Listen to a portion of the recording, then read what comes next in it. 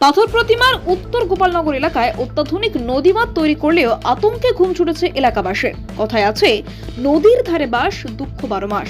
এই প্রবাদ যেন হুবহু মিলে যায় দক্ষিণ 24 পরগনার পাথর প্রতিমা ব্লকের উত্তর গোপালনগরের বাস্তব ছবির সঙ্গে। বছরের পর বছর ধরে গোবদিয়া নদীর ভাঙনে চরম দুর্ভোগে পড়েছেন এলাকার মানুষ। ঘরবাড়ি হারিয়ে অনেকেই ইতিমধ্যে অন্যত্র সরে গেছে। তবে নদীর ধারে নিজের রায়ত্ব জমিতে এখনো বসবাস করছেন বহু অসহায় পরিবার। তাদের দিন কাটছে চরম অনিশ্চয়তার মধ্যে। এই পরিস্থিতি বদলাতে প্রায় 600 মিটার দীর্ঘ অত্যাধুনিক নদীবাঁধ নির্মাণ করছে প্রশাসন। বাঁধকে চওড়া করে কংক্রিটের ঢালাই দিয়ে সাজানো হচ্ছে, তবুও ভরসা পাচ্ছেন না স্থানীয়রা। তাদের অভিযোগ, শুধু ওপরে ঢালাই দিয়ে কোনো লাভ নেই, কারণ নদীর স্রোতে বাঁধের তলা থেকে মাটি সরে যায়। তখন উপরিভাগ শক্ত করলেও ভাঙন আটকানো সম্ভব হয় না। তাদের দাবি, বাঁধের কোলে অবশ্যই বাঁশের খাঁচায় ইট ভরে বসাতে হবে, তবেই টেকসই হবে প্রতিরোধ ব্যবস্থা। এলাকাবাসীর ক্ষোভ আরো বাড়ছে অতীত অভিজ্ঞতায়। 5 বছর আগে একইভাবে নদীবাঁধ নির্মাণ হয়েছিল, তখনও বাঁশের খাঁচা দেওয়ার প্রতিশ্রুতি দেওয়া হলেও কাজ হয়নি।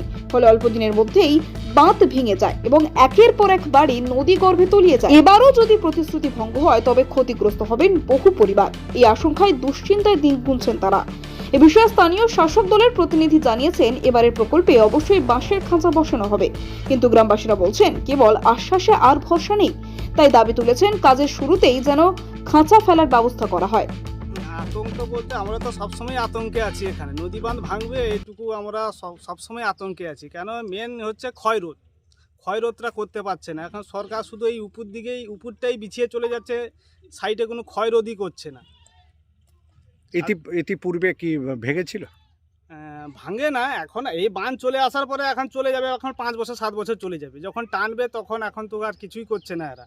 যে হ্যাঁ পড়বে, এই শীতে পড়বে, এরকম বলে বলে একটা বাঁধ এইভাবে করে ছেড়ে চলে গেছে। এখানে কি এর আগে বাঁধ হয়েছে? হ্যাঁ, বাঁধ হয়েছে। সেটা কি ঠিক হয়নি? ঠিক হয়নি বলতে সেটা আনকমপ্লিট বলে ঘোষণা করেছে। এখন সরকার যে শাসক দলে আছে তারাও এখন কিছু দায়িত্ববোধ কিছু করছে না। বলছে ও ছেড়ে চলে গেছে, ও তোমরা এইভাবে করেছো, এইভাবে করেছো, এখন কিছু করারও নেই।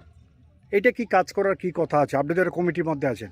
আমিও কমিটির মধ্যে আছি। এখন কমিটির মধ্যে এখন শাসক দলের আমি শাসক দলের গ্রামবাসী হিসাবে বলছি আর কি। শাসক দল বলতে শাসক দলে দুটো দল নিয়ে কাজ হচ্ছে এখানে। এবার আমি একটা দল করি, মানে আমি একটা আলাদা দল করি। যাই হোক, তবু রেখেছে আমাদেরকে।